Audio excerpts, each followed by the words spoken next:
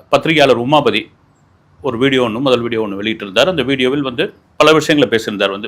இவர் அந்நிய கைக்கூலியா, வெளிநாட்டிலிருந்து எந்த சக்தி இவரை இயக்குகிறது, எங்கிருந்து இவருக்கு பணம் வருது, இதனுடைய பின்னணி என்ன, இவர் கொடுக்குற வாகனம்லாம் தரமான வாகனமா, அந்த ஆம்புலன்ஸ்லாம் உண்மையிலே ஆம்புலன்ஸா, அந்த நம்பர் மறைக்கப்பட்ட நம்பரா, ரெண்டாவது ஒரு போட்டோ ஷூட் எடுக்கிறாரு, இவர் ஒரு விளம்பர பிரியர், இவருக்கு பின்னாடி யார் இருக்கிறார்கள் அப்படின்ற ஒரு வீடியோ போட்டிருந்தப்போ அப்போ நாமளே கூட நம்ம சேனலில் நேரடியாக கேபி பாலா கிட்டே ஃபோனில் பேசி அதற்கான விளக்கெல்லாம் கொடுத்துருந்தாரு.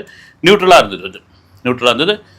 அதன் பிறகு நிறைய எதிர்ப்பு, அப்புறமா ஆதரவு இப்படியா வந்துட்டு இருந்த சமயத்தில் நான் கூட நிறைய பேர்லாம் ஃபோன் பண்ணி எனக்கு பேசினாங்க. இன்னும் ஆதரவாக ஒரு வீடியோ போடுங்கன்னாங்க. சில பேர் ஏங்க இவ்வளோ பண்ணியிருக்காங்க, ஒரு எதிர்ப்பை நீங்கள் எதிர்ப்பாக பேசவே மாட்டீங்களா, உமாபதி பத்திரிகையாளர் உமாபதி சொன்னது பொய்யா அப்படின்ற மாதிரி கேள்வியெல்லாம் வச்சாங்க. அப்புறமா நீங்கள் என்ன கேபி பாலாவோட சொம்பா அப்படிலாம் கேட்க ஆரம்பிச்சாங்க. நம்ம சொம்பு இல்லை, இப்போ அண்டாமல் இல்லை, பித்தளையும் இல்லை.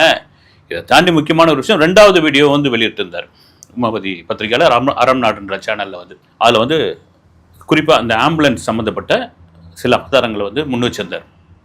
அந்த ஆம்புலன்ஸ் கிட்டத்தட்ட காயலாங்கடையில் போடப்பட்ட ஆம்புலன்ஸ், அந்த வண்டி, அதுக்கப்புறம் தான் ஆம்புலன்ஸ், அதை ரெடி பண்ணின்னு கொண்டு இது பண்ணியிருக்காங்க. இங்கே பாருங்க ஆதாரம், நம்ம பேசின பிறகு அவசரமாக ஆர்டிஓ ஆஃபீஸில் போய் பதிவு செய்யப்பட்டு வந்துள்ளது அப்படின்ட்டு அவங்க முன்னாடி சமைச்சிருந்தாங்க. அந்த நம்பர் பிளேட்லாம் கொண்டு போது சிங்கிள் டிஜிட்டில் எழுத்து இருந்தது. அது எப்படின்னா ஒரு 30 வருஷத்துக்கு முன்னாடி பயன்பாட்டுக்குள்ள ஒரு விஷயமா இருக்கும்.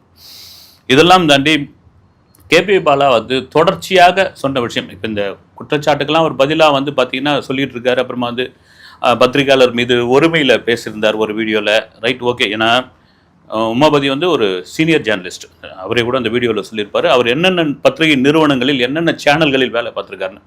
அவர் திரும்ப சொல்றது என்னன்னா, எப்பா அந்த பையன் நல்ல தம்பி, அந்த தம்பி அந்த அவர் ஒரு அப்பாவி, அவரை வச்சு யார் இயக்குறது, இதுதாங்க கேள்வி. யாருக்கு கேபி பாலா மீது வன்மம் கிடையாது, அவர் செய்கிற செயல்களில் யாருக்கும் நெருடல் கிடையாது, எதிர்ப்பு கிடையாது. உன்னை யாரு தம்பி இயக்கிறது அப்படின்னு என்கிட்ட கூட பேசும்போது சொன்னார் கேபி பாலா. சார், எனக்கு சொந்த சேனலே கிடையாது சார், என்னை பற்றி பேசி நிறைய பேர் சம்பாதிக்கிறாங்க. ஓகே, உங்கள் வீடியோ எது ட்ரெண்டிங்கில் இருக்குமோ அந்த வீடியோ தான் ஓடும். இப்போ நீங்கள் ட்ரெண்டிங்கில் இல்லை அப்படின்னா வீடியோ ஓடாது. ட்ரெண்டிங்கில் இருந்து தான் பேசுவாங்க, சம்பாதிக்கணும்.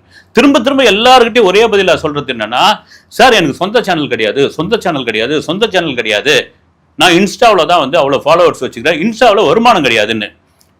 இன்ஸ்டா என்பதுன்னா என்ன தெரியுங்களா, ஒரு பொன் முட்டையிடும் வாத்து. அது உண்மையாக பொன் முட்டையிடும் வாத்து. அந்த வாத்து தினமும் உட்காரம் ஒரு பொன் முட்டையை போட்டு போயிடும்.